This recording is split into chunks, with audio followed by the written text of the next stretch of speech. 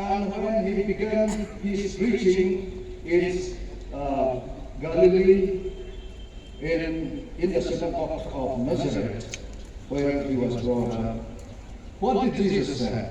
He said, "The Spirit of the Lord is upon me, for he has anointed me to preach good news to the poor,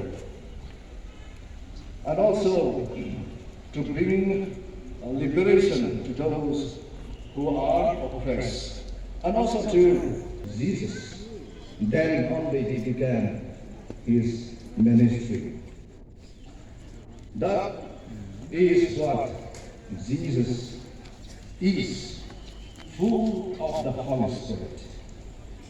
As we are engaging ourselves as individuals, as families, and also as synods or as PCI, what is important?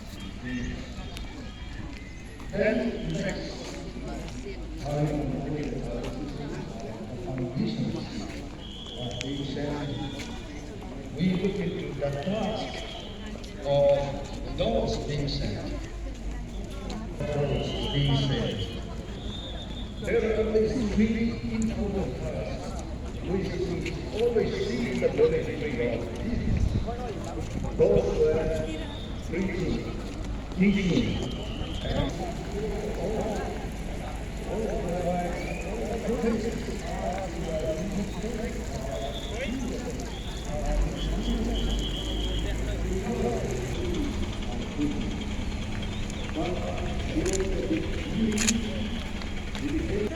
responsibility for us, a requirement to engage with, whether we take as individual, family, synod, or assembly. I am wondering these days how many churches have been really taking seriously of preaching of the Muslim language. Or synods, at least. Sometimes we feel that this is not up to date. Preaching has to be there in the past, or to be done by what you the number was more than 8,000.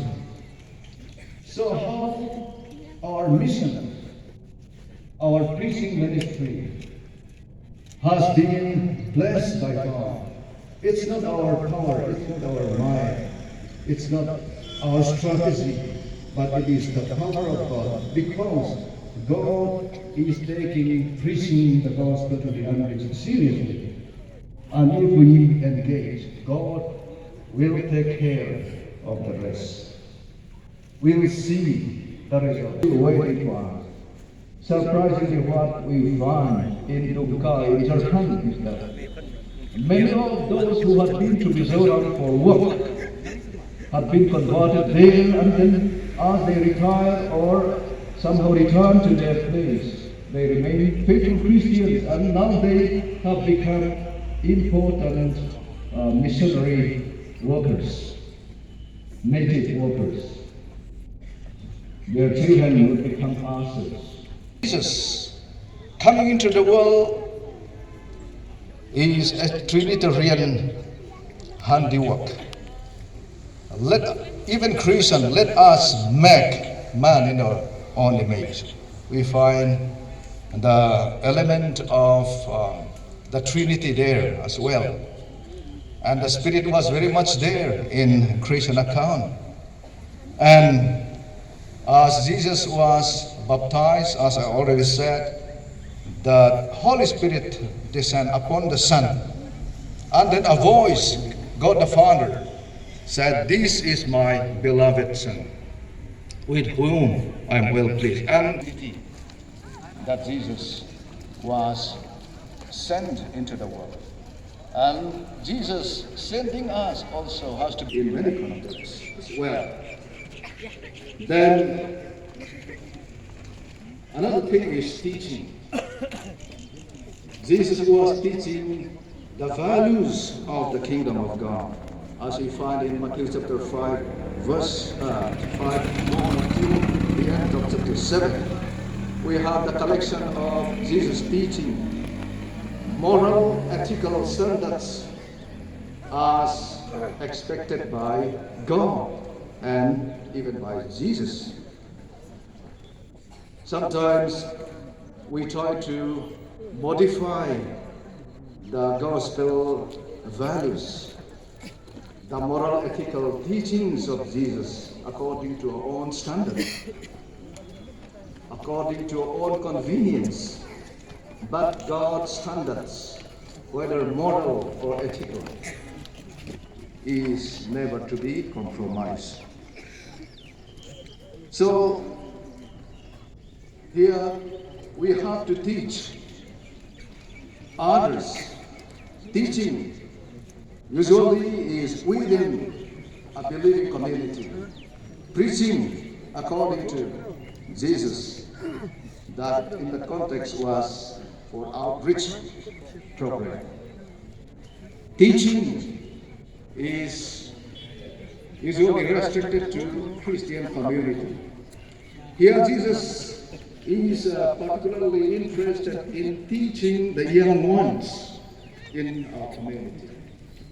He said, feed my sheep, feed my lamb, to Peter as they encounter each other after resurrection. There's so much of the young people, the children in the community.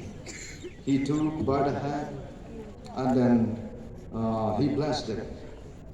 No one will enter into the kingdom of God unless he or she has the spirit or the mind of the children. Jesus is very serious about teaching the children, the little ones.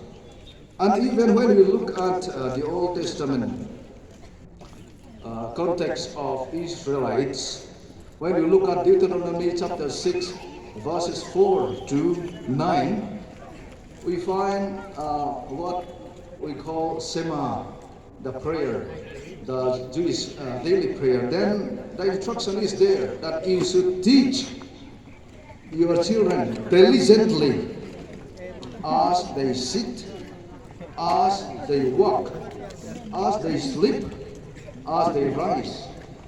And you have to paint them on the pillars of your door, and then also on your gates.